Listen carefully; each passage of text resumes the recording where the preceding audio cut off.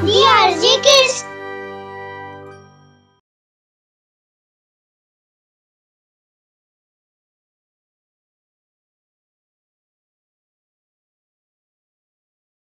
गोष्ट दुष्ट राजा. मधुपूर राज्याचा राजा विक्रमसिंग खूपच क्रूर आणि प्रजेवर अन्याय करणारा राजा होता. त्याच्या दरबारातील सर्व मंत्री आणि अधिकारी त्यांच्यासारखेच दुष्ट आणि लालची होते. एक दिवस दरबारातील 2 सैनिक एका गरीब शेतकऱ्याला घेऊन येतात. राजा विचारतो, या शेतकऱ्याला दरबारात सादर करण्याचा काय उद्देश आहे? महाराज, ह्याने ह्या वर्षीचा कर दिला नाहीये, त्यामुळे ह्याला पकडून आम्ही इथे आणलंय. महाराज, या वर्षी पिकांचं उत्पन्न चांगलं नाहीये, खूप नुकसान झालंय. माझ्याकडे आता काहीच नाहीये. गप्प बस. जर याच्या पुढे एक शब्द जरी बोललास तर याच क्षणी तुझं डोकं धडापासून वेगळं करण्यात येईल. पूर्ण दरबारमध्ये शांतता पसरते. शेतकरी हात जोडून नजर झुकवून उभा राहतो. सैनिकांनो, लगेच जा आणि या शेतकऱ्याचे सगळे शेत जप्त करा. आमच्या आदेशाचं पालन व्हावं. हो महाराज. दोन्ही सैनिक शेतकऱ्याला घेऊन त्याच्या शेतावर जातात. शेतकरी त्यांच्या समोर खूप रडतो, पाय पडतो, परंतु सैनिकवर त्याचा काहीच परिणाम होत नाही. माझी शेती जप्त करू नका. मी पुढच्या वर्षी सर्व कर भरून टाकेन. सोडा मला. दया करा दादा, दया करा. सरळ मार्गाने जमिनीवर खिळा ठोकू दे, नाहीतर प्राण गमवावे लागतील. सैनिक लाल झेंडा शेतकऱ्याच्या शेतात गाडतात. शेतकरी रडत घरी येतो आणि आपल्या पत्नी दुर्गाला बोलतो, दुर्गा, आपलं आयुष्य उद्ध्वस्त झालं. सर्व काही संपलं. जरा व्यवस्थित सांगा, काय झालंय? आपली सर्व शेती महाराजांनी जप्त केली. आजपासून आपल्या शेतावर कोणाचाच अधिकार नाहीये. आपण काहीतरी करूया. तुम्ही दुःखी होऊ नका. शेती न करता आपण कसे जगू शकणार आहोत? आपण हे गाव सोडून दुसऱ्या गावी जाऊया. तिथे काबाड कष्ट करूया.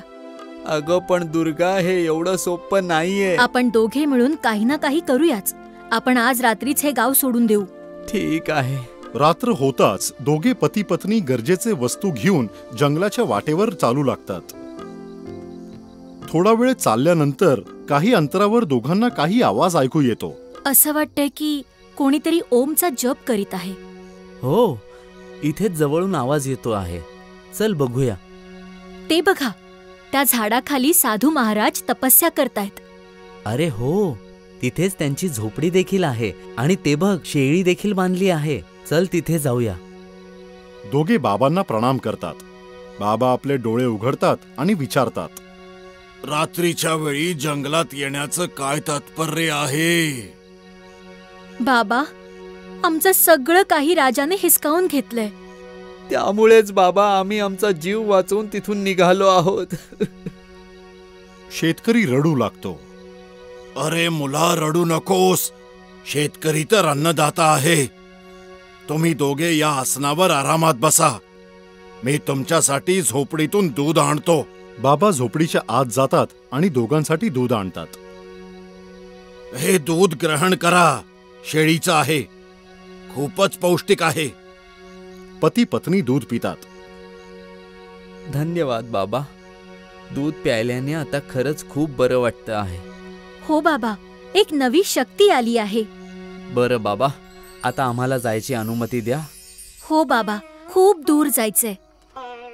आता तुम्हाला दुसऱ्या गावी जायची आवश्यकता नाहीये. ते का बाबा? कारण तुमच्या त्रासाचे निवारण होणार आहे.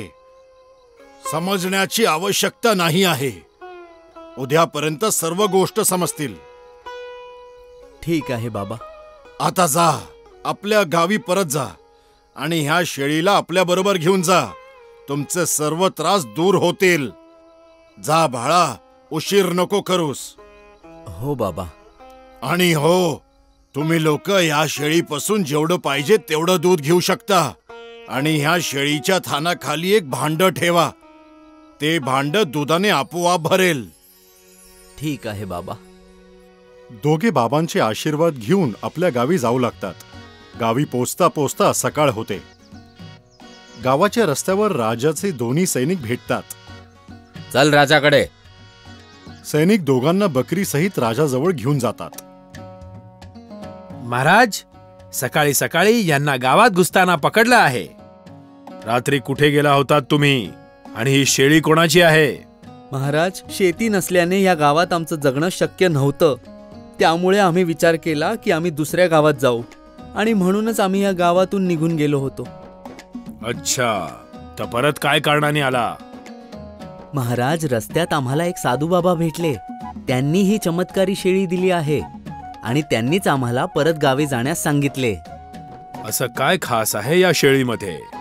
महाराज, ह्या शेळीच्या खाली जे काही भांड ठेवाल ते भांड दुधाने पूर्णपणे भरेल. ह्या शेळीचं दूध खूपच स्वादिष्ट आहे. तर ठीक आहे, या शेळीचं दूध आम्हाला प्यायचं आहे. सैनिक लगेच शेळीच्या खाली एक मोठं भांड ठेवतात. पाहता पाहता भांड दुधाने भरून जातं. राजाला ते दूध प्यायला दिलं जातं. दूध पिताच राजा बोलतात, वाह, हे तर खूपच स्वादिष्ट आहे. असं दूध आम्ही आजपर्यंत प्यायलेलो नाही. ही शेळी आता राजमहालात राहील. महाराज, असं करू नका महाराज. आमच्याकडे हेच एक जगण्याचं साधन आहे. सैनिक हो, शेतकरी आणि त्याच्या पत्नीला त्वरित जेलमध्ये टाका. हे ऐकतच सैनिक शेतकरी आणि त्याच्या पत्नीला तुरंत जेलमध्ये घेऊन जातात. दोघी राजासमोर विणवणी करतात, परंतु राजा काहीच ऐकत नाही आणि दोघांना जेलमध्ये टाकलं जातं. आता या शेळीचं दूध आमच्या दरबारातील सगळ्या मंत्र्यांना प्यायला दिलं जावं. दूध राज दरबारात बसलेल्या सर्व मंत्र्यांना देखील प्यायला दिलं जातं. महाराज, याला पिताच एक विचित्र ताकदीचा अनुभव होत आहे. हो महाराज, हे दूध अद्भुतच आहे. परंतु थोड्याच वेळात सर्व राजमंत्री आणि राजाची तब्येत बिघडू लागते. हे मला काय होत आहे? अचानकच माझी तब्येत खराब होत आहे. महाराज, माझी सुद्धा तब्येत बिघडत आहे. महाराज, काहीतरी करा तुम्ही. दरबारातील सैनिक हे सर्व पाहून घाबरून जातात. त्यांना काहीच समजत नाही. तेवढ्यात राजा बोलतो, सैनिक, आत्ताच्या आत्ता जंगलात जा आणि त्या साधूला इथे घेऊन या. सैनिक त्वरित जंगलात जातात आणि साधूला राजमहालात घेऊन येतात. महाराज, तुम्ही मला इकडे का बोलवलत?